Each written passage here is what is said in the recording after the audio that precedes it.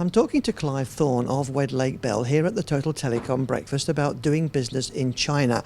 You've given a presentation about infringement work in Yes. China. Tell us a bit about your experience of that, Clive. Well, it goes back quite a long way now, back to the late 80s and the early 90s. But I've continued to deal with infringement work right up to the present day. And of course, I've seen very significant changes as Chinese legislation and the Chinese government's policy towards infringement has changed over those years. One of the first cases I did was for a Japanese corporation back in the 80s. It was a patent infringement action, and Chinese law wasn't terribly sophisticated.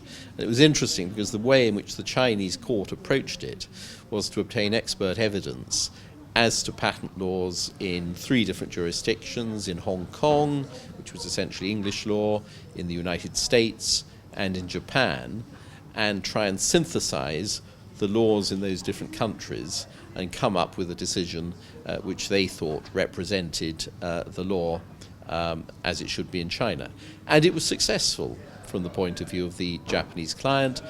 They won the case.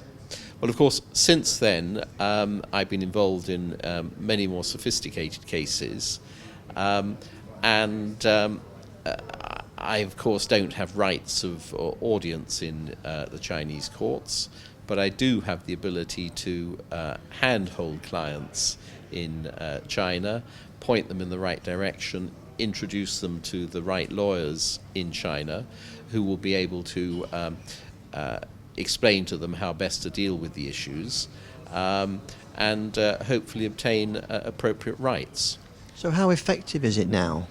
I think it's now actually a very sophisticated jurisdiction. There have been quite a number of reforms, particularly in relation to copyright, patent law and trademark law over the past, 5 years, so that Chinese law is really very effective in providing means of intellectual property protection. Where, of course, there is an issue is how effective it is in practice. And there are essentially 2 levels. You can start off with administrative action through the appropriate administrative bodies in China, and that would normally be the first port of call. And I suppose it's fair to say that that can be variable in effect, depending upon the individuals concerned. But the Chinese courts, the people's courts, are, I think, actually really quite effective forum for determining cases, and probably the equivalent of the courts anywhere in the world. What about, supposing I've got a case, what are some of the problems I'm going to encounter? I think some of the problems are evidential, ensuring that your case is presented properly with the right degree of evidence, knowing how to present that evidence, being put into contact with the right lawyers who have the right experience in China for dealing with things. In the case of non-litigation, taking the administrative route, ensuring that you're put in touch with the right people and you have the right degree of confidence in dealing with those people who are going to take appropriate action and know whom to contact to do so.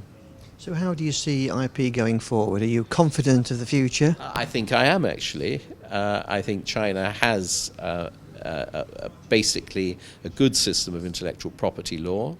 I think over the years it will become more sophisticated.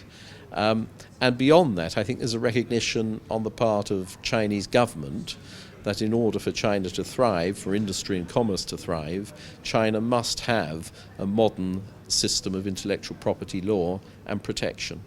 Well, that's good news to end with. Thank you very much for talking to us. Delighted to help. Thank you very much, Brian.